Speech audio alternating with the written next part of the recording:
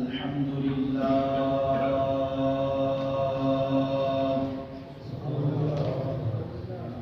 نحمده ونصلي ونسلم على رسوله الكريم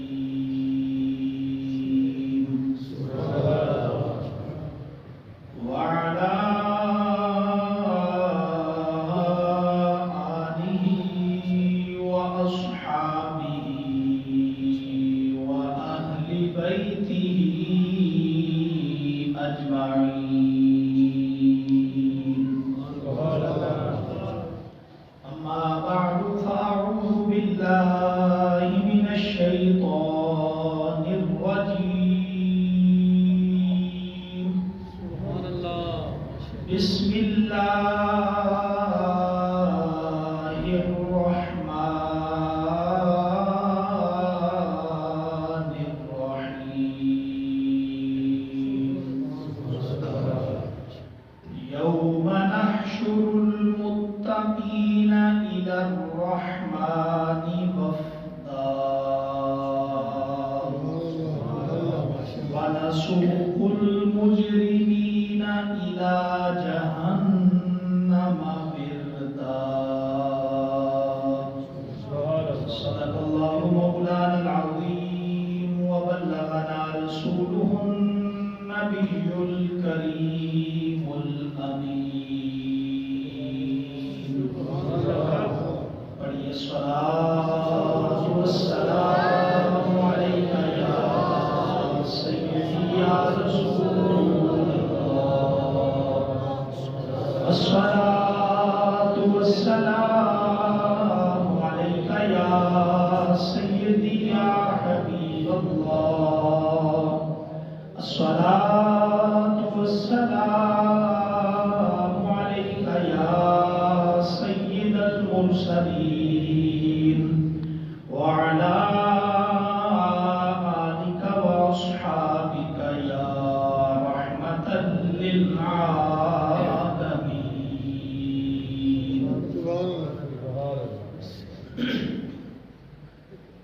اللہ رب العزت جل مجدہ العظیم کی حمد و ثنا اور اس کے پیارے محبوب نبی رحمت شفیع امت سرکار دو جہاں نبی آخر الزمان سلطان حسینان دو جہاں جناب سید الانبیاء محبوب کبریاء جناب محمد رسول اللہ صلی اللہ علیہ وسلم کی بارگاہ میں ہدیہ درود و سلام پیش کرنے کے بعد میں انتہائی شکر گزار ہوں آپ کی اس مسجد کے امام و خطیب محترم المقام عالم نبی فاضل جلیل حضرت علامہ مولانا محمد زبیر الیاس نقشبندی صاحب زیدہ مجدہ العظیم اور اس مجلس میں تشریف فرما متعدد علماء کرام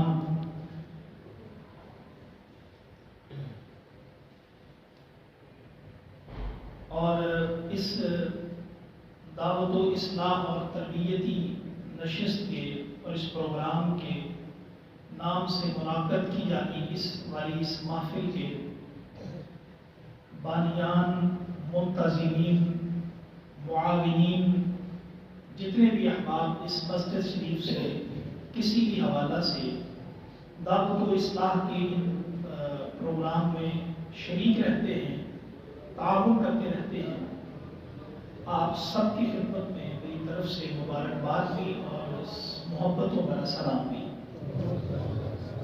حضرات گرامی قدر، چونکہ یہ محفل شریف جو ہے اس کا جو عنوان ہے وہ دعوت و اصلاح ہے، تو اس لیے میری کوشش یہ ہے کہ حضور غوث الثقلین حضرت غوث سمدانی شہباز لامکانی حضرت شیخ عبدالقادر جیلانی المعروف حضرت سیدنا غوث اعظم رضی اللہ تعالی عنہ الحسنی والحسینی رضی اللہ تعالی عنہ کے تعلیمات کے حوالہ سے جو مروجہ چیزیں بیان کی جاتی ہیں، اس کے ساتھ ساتھ ضرورت ہے کہ ہم اپنے ان اسلاف کی جو بارگاہ نبوت کے ساتھ اتصال ہے، جو ان کو تعلق حاصل ہے، اس تعلق کو قرآن و سنت سے ہم کیسے سمجھنا چاہیے، یہ بھی بہت ضروری ہے۔ ہمارے یہاں آج کل ایک چیز یہ سمجھی جاتی ہے، میں گفتگو میں کوشش کروں گا کہ بڑے چونکہ اسلام کا پہلو ہے تو چیزیں بڑے دھیمے انداز سے لے کے چلوں۔ آپ ذرا غور کیجئے، آج کل ایک چیز ہمارے سوشل میڈیا کے ذریعے اور ہمارے جو ذرائع ابلاغ کے ذرائع ہیں، ان سے ایک چیز یہ سننے کو ملتی ہے کہ اللہ کریم نے جس طرح اپنے اس عبد عزیز، اپنے اس خوبصورت اور اپنے اس تابعدار بندے جناب حضرت سیدنا غوث اعظم رضی اللہ تعالیٰ عنہ کو جو عروج دیا ہے کہ ایک زمانہ گزر گیا ہے، کم و بیش 1000 سال گزرنے والا ہے، لیکن نام آج بھی زندہ ہے، کام آج بھی زندہ ہے، عظمت و شان کے ڈنکے آج بھی بج رہے ہیں۔ کیا شرق ہے، کیا غرب ہے، کیا شمال ہے، کیا جنوب ہے، ہر خطے میں ہی آپ کے جاننے ماننے والے موجود ہیں۔ تو آپ کی اس علو مرتبی اور اس عظمت و شان کو دیکھتے ہوئے بسا اوقات لوگ یہ سمجھتے ہیں کہ شاید ان لوگوں نے کوئی نئی فکر لوگوں کو دی ہے، کوئی اپنی تعلیمات دی ہیں، پھر وہ ان کی تعلیمات میں نقص نکالنے کی کوشش کرتے ہیں کہ دیکھیں جی آپ نے یہ بات کی ہے تو اس کا یہ کیسے معنی ہوتا ہے، یہ تو شریعت اسلامیہ میں اس چیز کا حکم ہی نہیں ہے۔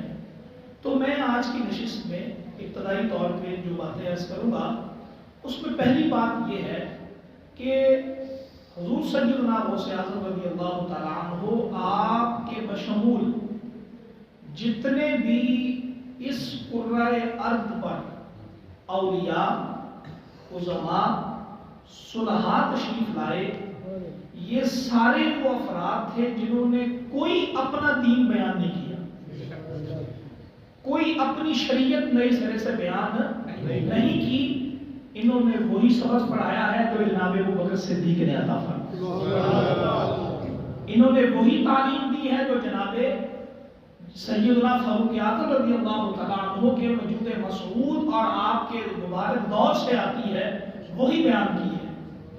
انہوں نے وہی تعلیمات پیش کی ہیں جو جناب سیدنا عثمان ذو النورین رضی اللہ تعالیٰ عنہ کی تعلیمات میں سے ہیں، اور جو جناب مولا مرتضیٰ کی شخصیت سے ہیں، اور چونکہ ان چاروں شخصیات کو لو دربار نبوت سے لگی ہے تو ہم کہہ سکتے ہیں کہ جتنے بھی اولیاء تشریف لائے افراد مختلف ہیں، شخصیات مختلف ہیں، طریقہ کار مختلف ہے، علاقہ مختلف ہے، لیکن نور جس کا ابل رہا ہے وہ محمد رسول اللہ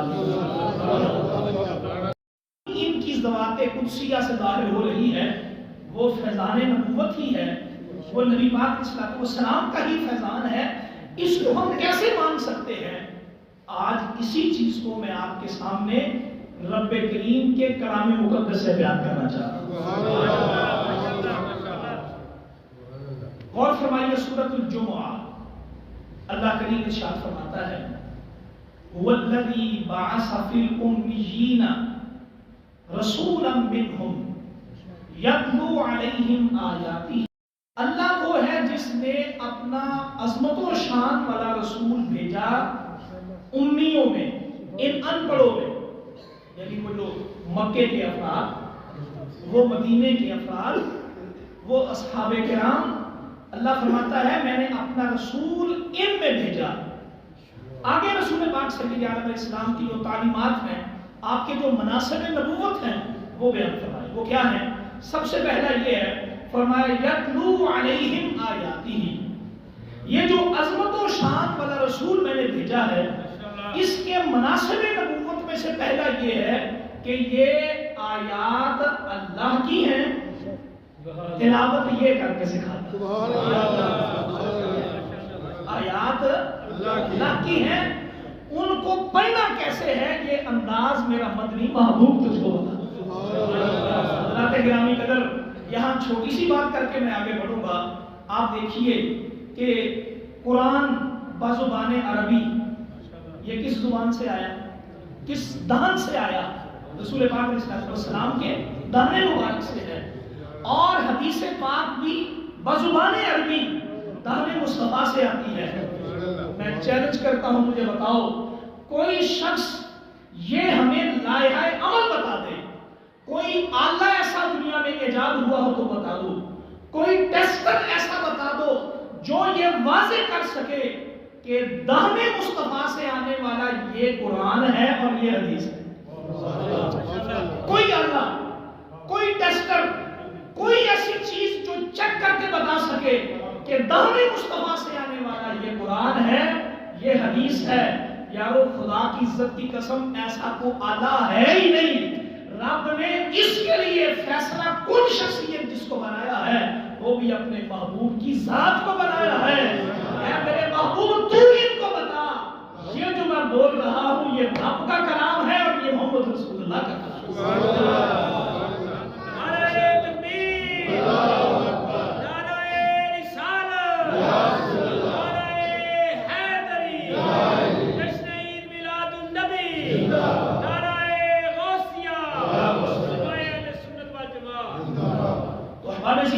قرآن کریم دہن مصطفیٰ سے آتا ہے، لیکن اس پر کیا دلیل ہے کہ یہ اس میں بزبان عربی آنے والا قرآن ہے یا حدیث ہے؟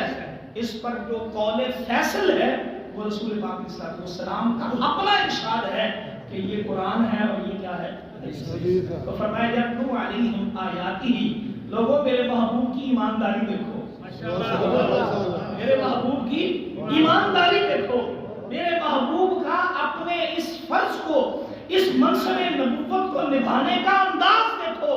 پوری زندگی 23 سال قرآن شریف نازل ہوتا رہا، ایک آیت نہ ادھر گئی ہے نہ ادھر گئی ہے۔ جو قرآن ہے اسے قرآن بتایا ہے، جو اپنا فرمان ہے اس کو اپنا فرمان بتایا۔ یتلو علیہم آیات، اللہ نے اپنے نبی کو آخر کوئی ذمہ داری دی ہے تو محبوب نے ذمہ داری کتنی خوبصورت ادا کی ہے، ایسی خوبصورت ادا کی ہے، ایسی خوبصورت ادا کی ہے۔ حضرات گرامی قدر، آپ کو میں ایک مثال دیتا ہوں، آپ اس سے سمجھیے گا چیز کو کہ ہمارے ہاں ہم کسی کو ذمہ داری دیں نا، کسی شخص کو کوئی عہدہ دیں تو ہماری اس بندے کے متعلق یہ توقع ہوتی ہے کہ یہ کام ہم نے اس کو دیا ہے، یہ اپنے مطلوبہ وقت کے اندر پورا کرے گا۔ اور دوسرا، ہماری اس بندے کے متعلق توقع یہ ہوتی ہے کہ یہ عہدہ اسے دیا گیا ہے، اس عہدے کے جو فرائض ہیں یہ ان فرائض کو ایسے خوبصورت انداز میں ادا کرے کہ اس کا فائدہ ہر خاص و عام کو ہو، ہر چھوٹے بڑے کو ہو، ہر امیر و غریب کو اس کا فائدہ ہو۔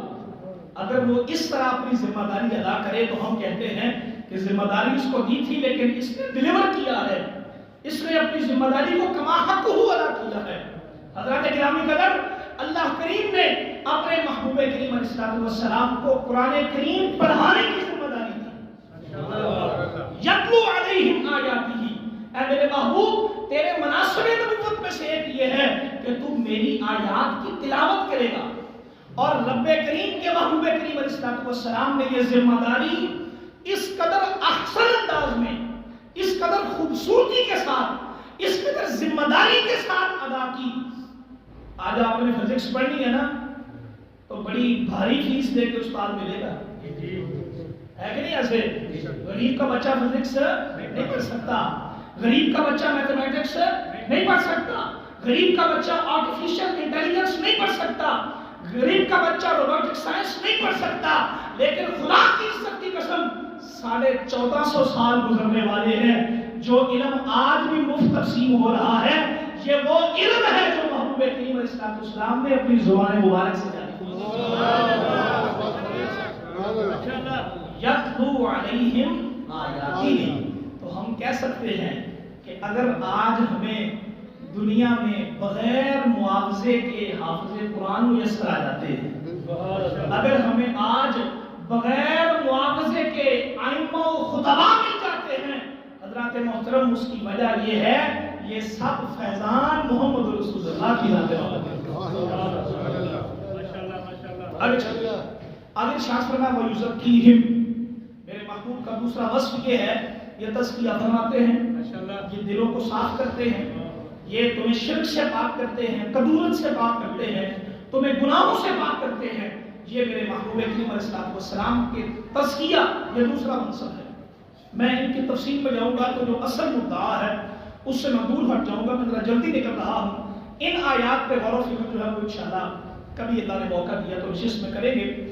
آگے اللہ نے ارشاد فرمایا وَيُزَكِّيهِمْ، پہلا میرا محبوب وہ ہے جو اس کی یعنی اپنے رب کی آیات کی تلاوت کرتا ہے۔ دوسرا، اور یہاں پہ فرمایا یتلو علیہم آیاتہ، یتلو علیہم آیاتہ، یعنی اللہ فرمایا کہ میں نے وہ محبوب مبعوث کیا جو ان پر اللہ کی آیات کو تلاوت کرتا ہے۔ ان پر، اس جملے پر غور رکھیے، آگے سنیں، فرمایا وَيُزَكِّيهِمْ، میرا محبوب ان کا تزکیہ کرتا ہے۔ اسی بات آگے فرمایا وَيُعَلِّمُهُمُ الْكِتَابَ وَالْحِكْمَةَ، میرا محبوب ان کو کتاب سکھاتا ہے اور ان کو حکمت سکھاتا ہے۔ آگے فرمایا وَإِن كَانُوا مِن قَبْلُ لَفِي ضَلَالٍ مُبِينٍ، اور فرمایا اس میں کوئی شک نہیں ہے کہ میرے محبوب سے آنے سے پہلے تم لوگ کھلی گمراہی میں تھے۔ تمہیں یہ جو انسانیت کو شعور ملا ہے، تمہیں یہ جو علم اور تقوی کی دولتیں نصیب ہوئی ہیں، یہ سب میرے محبوب کے قدموں کا صدقہ ہے۔ لوگوں، یہ جو علوم و معرفت کے دریا تمہارے پاس پہنچے ہیں، یہ سب میرے محبوب کے سینہ مبارک کی خیرات تمہارے تک۔ اچھا، یہاں تک تو بات ہو گئی کہ اللہ نے فرمایا میرا محبوب ان کا تزکیہ کرتا ہے، میرا محبوب ان کو قرآن پاک کی آیات تلاوت کر کے سناتا ہے، میرا محبوب ان کو کتاب کی تعلیم دیتا ہے، ان کو حکمت کی تعلیم دیتا ہے۔ اگلی آیت سنیے، فرمایا بات یہاں ختم نہیں ہوئی، فرمایا وَآخَرِينَ مِنْهُمْ لَمَّا جَلْحَقُوا بِهِمْ، کہ میرے محبوب کا یہ تلاوت آیات کرنا ان کے لیے بھی ہے۔ ان سے مراد کون ہے؟ صحابہ کرام رضوان اللہ تعالی علیہم اجمعین، کہ میرا محبوب ان کو تلاوت آیات سکھاتا ہے، ہو گئی۔ میرا محبوب ان کا تزکیہ کرتا ہے، کون ہے؟ صحابہ ہے۔ میرا محبوب کتاب کی تعلیم دیتا ہے، ان کو کون ہے؟ صحابہ کرام ہے۔ میرا محبوب حکمت کی تعلیم دیتا ہے، ان کو کون ہے؟ صحابہ کرام ہے۔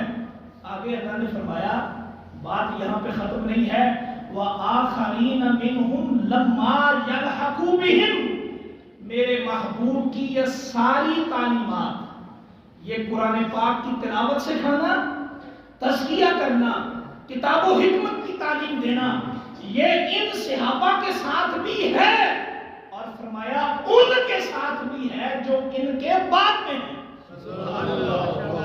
جو ان کے بعد میں ہیں۔ اور بعد والے کون؟ فرمایا لَمَّا يَلْحَقُوا بِهِمْ، بعد میں آنے والے وہ افراد جو ان سے ملے نہیں ہیں،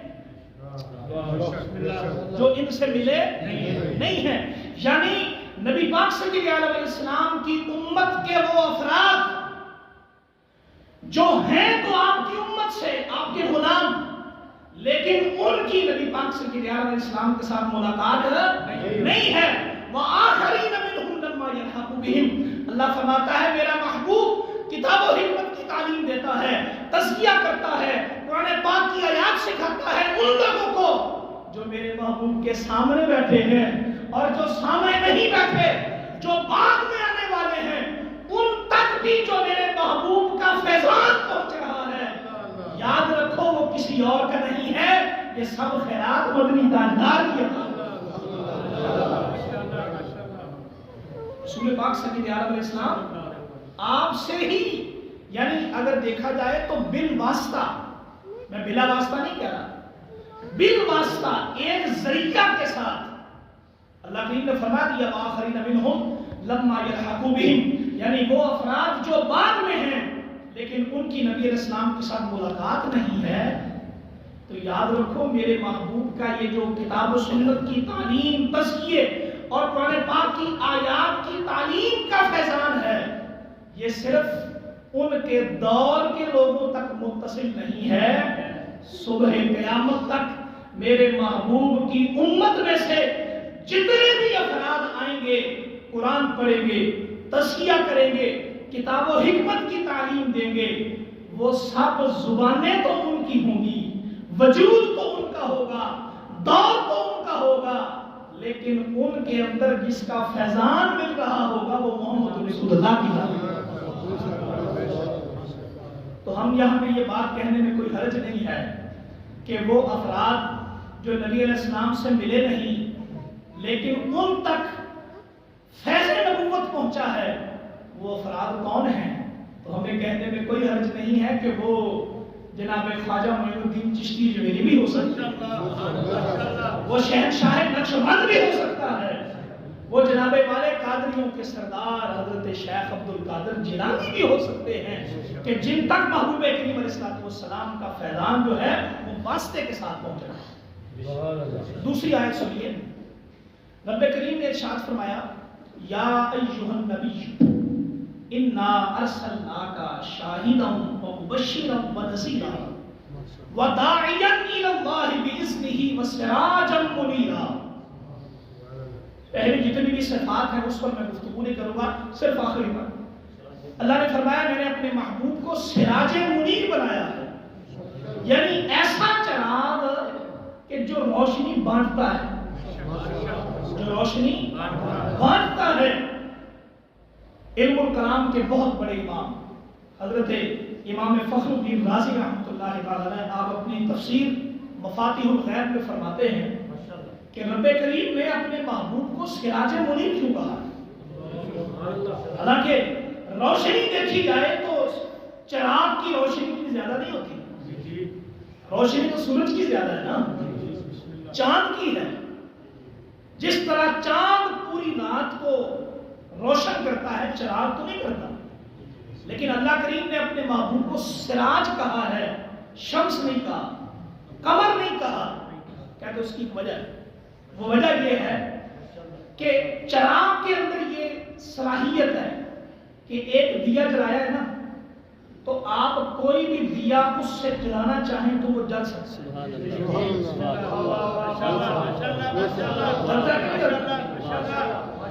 کوئی بھی چراغ آپ جلائیں اور اس کے ساتھ دوسرا جلانا چاہیں تو دیے سے دیا جل جاتا ہے، اور دوسرا ایسا جلتا ہے کہ پہلا بجھ بھی جائے تو دوسرا بجھتا نہیں۔ اللہ نے اپنے محبوب کو سراج منیر کہا کہ میرا محبوب وہ چراغ ہے جس کی روشنی صبح قیامت تک پھیل رہی، اور اس میں وہ ثابت کیا کرتے ہیں، وہ کہتے ہیں دیکھیں ایک چراغ سے دوسرا چراغ جلتا ہے، اب دوسرا جو جلا ہے اس کی صلاحیت یہ ہے کہ پہلا اگر بجھ بھی جائے، پہلا ٹوٹ بھی جائے، پہلا ختم بھی ہو جائے، پہلا اگر محو بھی ہو جائے تو دوسرے کی روشنی اس کے ساتھ متصل نہیں ہے، وہ اس سے لی ہوئی روشنی دیتا رہے گا زمانے۔ اور آپ دیکھیں نبی پاک سید عالم علیہ السلام کو اللہ کریم نے سراج منیر فرمایا، لیکن آپ کے سراج سے، آپ کے بقع نور سے جن لوگوں نے سب سے پہلے روشنی پائی وہ صحابہ کرام، ٹھیک ہے، صحابہ کرام ہیں۔ اب صحابہ کرام رضوان اللہ تعالیٰ علیہ مجمعین، ان کے بارے میں اللہ نے کیا فرمایا، نبی پاک صلی اللہ علیہ وسلم نے کیا فرمایا، فرمایا اصحابی کالنجوم، فرمایا میرے صحابہ کیا ہے، ستارے، ستارے۔ سوال ہے کہ ان کو چراغ کیوں نہیں کہا؟ آخر وہ ان کو جو فیضان ملا ہے، ان کے اندر جو نور ہے نبوت کا، وہ ذات نبوت سے ہی تو ہے، تو چاہیے تھا کہ ان کو بھی سراج کہا جاتا، نہیں۔ اللہ کریم کے محبوب کریم علیہ السلام نے ان کے لیے ستاروں کا لفظ استعمال کیا، اور حالانکہ ان ستاروں سے روشنی تابعین نے پائی، تابعین سے تبع تابعین نے پائی، اولیاء نے پائی، علماء نے پائی، محدثین نے پائی، مفسرین نے پائی، تمام امت کے جو صلحاء ہیں وہ انہی سے میسر ہوتے رہے۔ حضرات گرامی قدر امام رازی لکھتے ہیں ایسا کیوں ہے؟ ایسا کیوں ہے کہ اللہ نے اپنے محبوب کو سراج کہا؟ جنہوں نے روشنی پائی وہ ستارے بنے، اور اس سے آگے جتنے لوگوں کو روشنی مل رہی ہے ان کے لیے کوئی متعین نام نہیں ہے۔ وہ کہتے ہیں اصل میں وجہ یہ ہے کہ یہ جو روشنی تقسیم کرنے کا جو فلسفہ اور یہ جو حکمت ہے، یہ چراغ کے اندر ہے کہ جو چراغ اپنی روشنی دوسرے کو دیتا ہے اور دینے کے بعد خود چھپ بھی جائے تو اس کی روشنی باقی رہتی ہے۔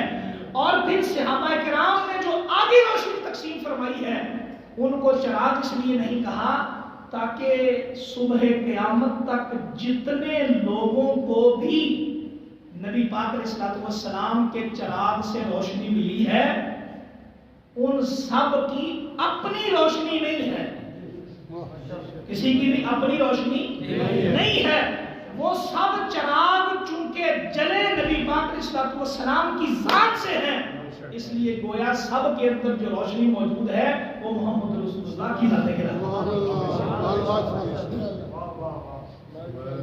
بعد میں کسی کو چراغ نہیں کہا، اپنے محبوب کو کہا۔ اور پھر وصف دیکھے، محبوب کریم علیہ الصلوۃ والسلام دنیا سے پردہ فرما بھی گئے، آپ ظاہری طور پہ دنیا سے پردہ فرما بھی گئے، لیکن جو تعلیمات، جو فلسفی، جو مذہب، جو دین، جو اقدار نبی پاک علیہ الصلوۃ والسلام دے کے گئے وہ کل بھی قائم تھا، وہ آج بھی قائم ہے اور وہ صبح قیامت تک قائم ہے۔ یہاں سے ہمیں یہ بات سمجھنی چاہیے کہ ہماری امت کے جتنے بھی اولیاء ہیں، جتنے بھی صلحاء ہیں، جتنے بھی علماء ہیں، یہ بات اپنے خاطر میں رکھیں کہ ان لوگوں نے اپنے تعین کسی دین کا نفاذ نہیں کیا۔ یہ سب اللہ کریم کے بندے تھے، یہ سب رسول پاک صلی اللہ علیہ وسلم کے سچے پکے غلام تھے، آپ کے امتی تھے۔ انہوں نے جو بھی تعلیمات پیش کی ہیں وہ جناب سید عالم علیہ السلام کی تعلیمات ہیں۔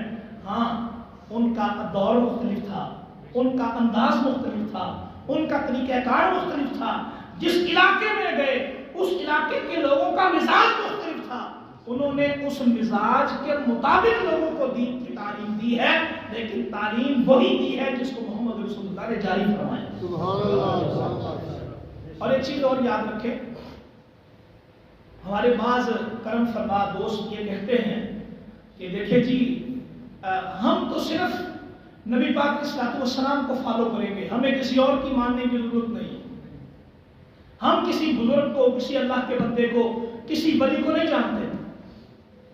اس حوالے سے بھی ایک بات ذہن میں رکھیں کہ اللہ کریم نے ہمیں جہاں پہ صراط مستقیم طلب کرنے کا حکم دیا ہے نا، اہدنا الصراط المستقیم، وہاں پہ آگے کیا فرمایا؟ صراط الذین انعمت علیہم غیر المغضوب علیہم ولا الضالین، یہی بات ہے نا۔ تو انعام یافتہ کون ہے؟ اولئک الذین انعم اللہ علیہم من النبیین والصدیقین والشہداء والصالحین۔ نبیوں کی تو اپنی شریعت تھی، شہداء تو چلو ٹھیک ہے مانا، لیکن جو صالحین ہیں ان کے راستے کو طلب کرنے کا اللہ نے حکم دیا ہے۔ تو پتہ چلا امت کے جو نیک افراد ہیں ان کے راستوں پر چلنا غیر شرعی نہیں ہے بلکہ عین اسلام کا طریقہ کار ہے۔ اور ایک اور آیت سنیں قرآن شریف کی، رب کریم نے اس آیہ مبارکہ میں اپنے سے پہلے لوگوں کا جو طریقہ ہے اس کو اپنانے کا حکم دیا ہے۔ 5واں سپارہ ہے، اللہ کریم نے ارشاد فرمایا یرید اللہ لیبین لکم ویہدیکم سنن الذین من قبلکم ویتوب علیکم۔ اللہ فرماتا ہے کہ اللہ تو یہ چاہتا ہے، یرید اللہ لیبین لکم، اللہ یہ چاہتا ہے وہ تمہارے لیے واضح کر دے۔ اور آگے کیا فرمایا؟ ویہدیکم سنن الذین من قبلکم ویتوب علیکم، اللہ چاہتا ہے کہ تمہیں ان لوگوں کا راستہ دکھائے جو تم سے پہلے گزر چکے۔ कौन गुजर चुके हैं तुमसे पहले। अब हम जो मुसलमान हैं, हमसे पहले कौन गुजर चुके हैं? हमसे पहले जनाब पीर मोहम्मद करम शाह गुजर चुके हैं, हमसे पहले इमाम अब्दुल हक गुजर चुके हैं, हमसे पहले उलमाए रब्बानियीन गुजर चुके हैं, हमसे पहले गौसे आजम गुजर चुके हैं, हमसे पहले दाता अली हुजैरी गुजर चुके हैं, हमसे पहले ख्वाजा मोइनुद्दीन चिश्ती अजमेरी गुजर चुके हैं, हमसे पहले शहंशाह नक्शबंद गुजर चुके हैं। हमें जो नेक लोगों के रास्ते पर चलने का हुक्म दिया गया है, वो दर हकीकत इन औलिया के रास्तों को अपनाने का हुक्म। ये बातें करने के बाद अब आगे चलते हैं। सवाल ये है कि हम क्यों आखिर किसी अल्लाह के बंदे के साथ अपना ताल्लुक कायम करें? क्यों करें? क्या वजह है? हमारे पास फायदा क्या होगा? और अगर फायदा होगा भी तो उसकी दलील क्या है? इस हवाले से मैं आपको एक बात अर्ज करूं, जो मैंने आयत खुतबा में पढ़ी है, उसको जरा गौर से समाअत फरमाइएगा। अल्लाह करीम इरशाद फरमाता है, यौम नहशुरुल मुत्तकीना इलर रहमानि वफ्दा। अल्लाह ने इरशाद फरमाया कि वो दिन जब हम मुत्तकी लोगों को जमा करेंगे, हम मुत्तकी लोगों को जमा करेंगे इलर रहमानि वफ्दा, रहमान रब की जानब बसूरत वफद, बसूरत वफद। अब आप जरा गौर कीजिएगा, यहाँ पे जो लफ्ज़ वफद है इसके दो माना। पहला माना इसका ये बनता है, वफद का माना है ये, इससे इसमें फाइल है वाफिद। अरबी में जो शख्स किसी सवारी पर सवार होता है, उस सवार को कहते हैं वाफिद। सवार को क्या कहते हैं? वाफिद। नबी पाक सल्लल्लाहु अलैहि वसल्लम की हदीस पाक, उसका मफ़हूम ये है कि इंसान जब रोज़े महशर अपनी कब्र से उठेगा ना, तो उसकी कब्र के बाहर एक बड़ा खूबसूरत जानवर, बड़ा उसकी शक्ल व शुबाहत बड़ी अच्छी होगी, उससे खुशबू बड़ी आ रही होगी। वो जानवर जब अपने सामने देखेगा तो वो उसको देख के हैरान होगा, तो वो अल्लाह करीम से सवाल करेगा, मौला ये क्या है, ये सवारी किस लिए मेरे पास आई है? तो उसको जवाब दिया जाएगा कि ये जो सवारी है, ये दरअसल तेरा वो नेक अमल है जो तूने दुनिया में किया। तेरा वो नेक अमल है जो तूने दुनिया में किया है। नेक अमल दुनिया में तुझ पे सवार रहा। आज तेरे सारे नेक अमाल एक मुजस्सम शक्ल में सामने आए हैं। आप कब्र से उठ, इन अमाल की सवारी पर सवार होके तू रब रहमान की बारगाह में हाजिर। एक तो इसका ये माना है कि जो मुत्तकी लोग हैं उनको रहमान की जानब जमा किया जाएगा, उनकी सवारियों पर सवार करके। एक उसका ये माना है। दूसरा माना क्या है? वफद। ये हमारे आम फहम में एक बात आप लोगों ने सुनी होगी कि जब भी कोई हमारा मेहमान आता है, हमारा कोई मुकर्रम शख्सियत आती है, तो हम एक जुलूस की शक्ल में उसका इस्तेमाल करते हैं। ऐसे है ना जी? आप अखबारों में पढ़ते हैं कि फलां साहिब अपने वफद के हमरा तशरीफ लाए। तो वफद से क्या मुराद है कि अपने हमजोली, अपने ताल्लुक वाले, अपने अहले मोहब्बत, अपने प्यार करने वाले, अपने मुत्तबईन, सादा लफ्जों में कह लो अपने मुरीदीन, अपने मुरीदीन। अल्लाह फरमाता है यौम नहशुरुल मुत्तकीना इलर रहमानि वफ्दा। वो दिन जब हम मुत्तकी लोगों को जमा करेंगे रहमान की जानब, किस हालत में? वफद के अंदाज में। वफद के अंदाज में मतलब ये है कि मुत्तकी जब अल्लाह की बारगाह में जाएंगे तो वो तन्हा नहीं जाएंगे, बल्कि वो वफद के अंदाज में जाएंगे। हज़रात मोहतरम, आओ अब हम ये समझते हैं वो वफद क्या होगा। वो जो लश्कर है, वो लश्कर किसका है? वो जो एक जमात इकट्ठी होगी, वो जमात किसकी है? उसमें कौन कौन से लोग शामिल होंगे, ये बात समझिए। हजरत जनाब सैयदना अब्दुल रहमान बिन अबी बकर, जनाब सैयदना अबू बकर सिद्दीक रज़ियल्लाहु तआला अन्हु के नख्ते जिगर, आप इस हदीस पाक के रावी हैं। आप बयान फरमाते हैं कि नबी पाक सल्लल्लाहु अलैहि वसल्लम ने इरशाद फरमाया کہ ان اللہ وعدنی ربی 70,000 الفا من امتی یدخلون الجنت بغیر حساب اور کما قال حضرت عبد الرحمن بن ابی بکر کہتے ہیں کہ نبی پاک صلی اللہ علیہ وسلم نے ارشاد فرمایا کہ میرے اللہ نے میرے ساتھ وعدہ کیا ہے، میرے اللہ نے میرے ساتھ وعدہ کیا ہے کہ اب میرے محبوب میں تیری امت کے 70,000 افراد کو بغیر حساب کے جنت میں لے کے جاؤ. وعدہ کیا ہے اللہ کا اپنے محبوب سے. کیا ہے یہ وعدہ ہے. اب دوسری روایت سنیں. روایت کا مفہوم یہی ہے لیکن اس میں الفاظ مختلف. وہ عمر بن حزم انصاری رضی اللہ تعالیٰ عنہ اس کے راوی ہیں. وہ فرماتے ہیں کہ ایک دفعہ ایسا ہوا کہ نبی کریم صلی اللہ علیہ وسلم آپ 3 دن ایسا ہوا کہ آپ آتے نماز پڑھاتے اور فرض نماز پڑھانے کے بعد حضور گھر تشریف لے جاتے. مجمع عام میں جو ملاقات تھی وہ نہ ہوتی. ہمیں صرف نبی پاک علیہ السلام کی زیارت، آپ کی خدمت اور آپ کا جو چہرہ مبارک دیکھنا ہے وہ صرف فرض نماز میں میسر آتا. 3 دن گزرے، ہم پریشان تھے کہ اللہ خیر کرے، گھر میں خیریت تو ہے. حضور اپنا جلوہ نہیں دکھاتے، ہمارے ساتھ بیٹھتے نہیں، بات چیت نہیں ہوتی. وجہ کیا ہے؟ کہتے ہم اس حوالے سے پریشان تھے کہ تیسرے دن نبی پاک علیہ السلام تشریف لائے. آپ نے نماز کے بعد فرمایا بیٹھ جاؤ، اپنی جگہ پر بیٹھ جاؤ. پھر آپ نے یہ حدیث پاک بیان فرمائی. آپ نے فرمایا کہ میرے رب نے مجھ سے وعدہ کیا تھا کہ اے میرے محبوب میں تیری امت کے 70,000 افراد کو بغیر حساب کے جنت عطا فرماؤں گا. فرمایا میں یہ 3 دن اللہ سے یہی مانگتا رہا ہوں یا اللہ یہ تو تھوڑے ہیں. کیا ہے؟ تھوڑے ہیں میرے ربا، یہ تو تھوڑے ہیں. اللہ کے گرامی قدر حضور فرماتے ہیں میں نے اللہ سے 3 دن طلب کیا، 3 دن اللہ سے کہا یا اللہ اس میں اضافہ عطا فرما، اس میں بڑھوتری عطا فرما. تو حضور فرماتے ہیں، صحابہ فرماتے ہیں نبی پاک علیہ السلام نے جب اللہ سے 3 دن مانگا تو حضور نے اللہ کی عطا جو ہے اس کو کیسے لوگوں کے سامنے اظہار کیا کہ نبی پاک علیہ السلام نے اپنی باہیں یوں کھولی. فرمایا لوگوں 70,000 کا وعدہ تھا لیکن 3 دن جو میں نے اللہ سے مانگا ہے فوجدنی ربی ماجدا کریما. لوگوں میں نے اپنے رب کو بڑا صحیح پایا، بڑا کریم پایا ہے. میرے رب نے اب مجھ سے وعدہ کیا ہے کیا کہ سونیا 70,000 تو تھے ہی، 70,000 تو تھے ہی. اب میں ان 70,000 میں سے ہر ایک کے پیچھے 70,000 تجھے اور عطا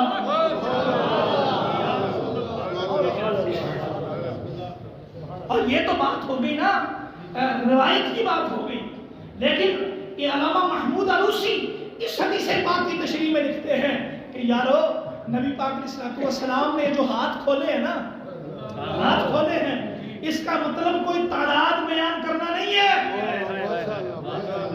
یہاں مقصود کوئی عدد بیان کرنا نہیں ہے کہ 70,000 وہ ہیں 70,000 وہ ہیں، نہیں. فوجدنی ماجدا کریما کا مطلب یہ ہے وَلَسَوْفَ يُعْطِيكَ رَبُّكَ فَتَرْضَىٰ. اس کا مطلب یہ ہے اللہ نے اشارہ دے دیا میرے محبوب تو جس جس کا کہے گا میں رب اس کو معافی عطا کروں. تکبیر،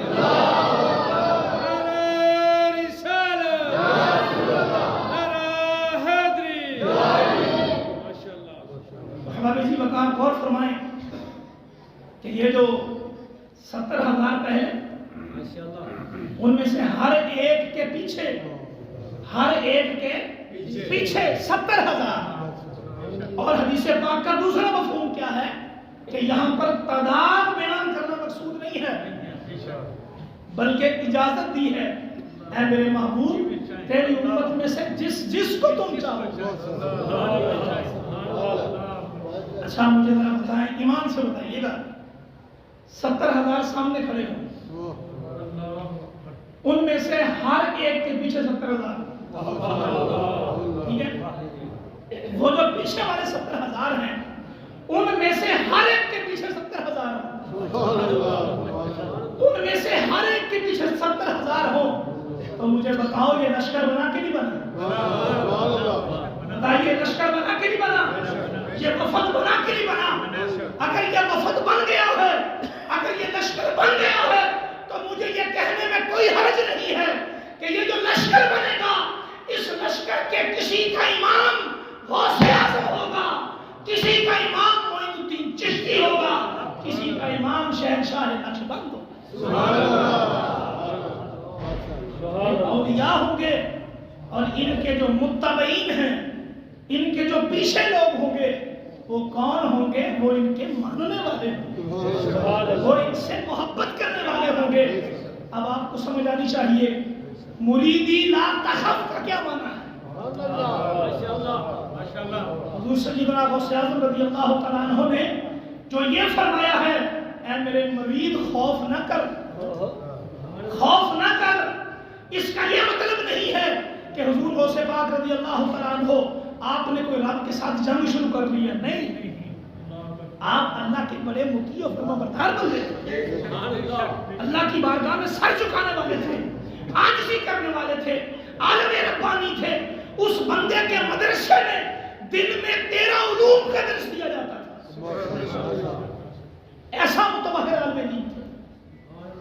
آپ اندازہ فرمائیں، اس کا یہ مطلب نہیں ہے کہ اس نے اللہ سے کوئی جھگڑا شروع کر دیا، نہیں، جھگڑا نہیں ہے، اس نے جو قرآن و سنت پڑھا ہے اس کو پڑھ کے حساب لگایا ہے کہ اللہ نے اگر اپنے محبوب کو مایوس نہ کیا تو اپنے محبوب کے غلام کو بھی مایوس کیا۔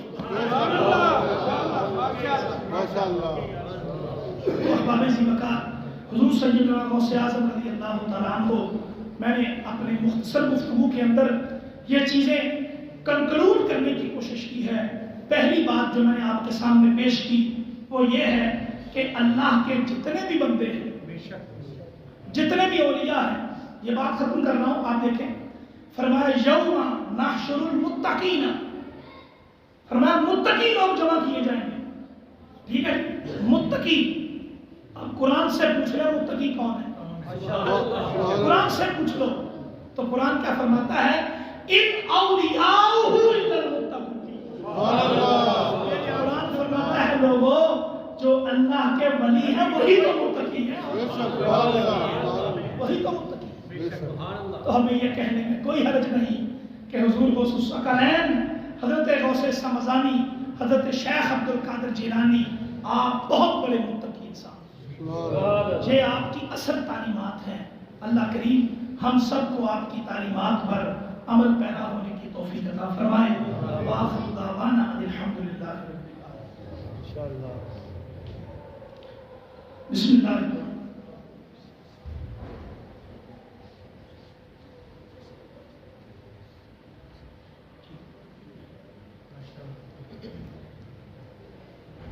بسم اللہ الرحمن الرحیم۔ اللہم صلی وسلم وبارک علی سیدنا ومولانا محمد وعلی آلہ واصحابہ واہل بیتہ وذریتہ اجمعین۔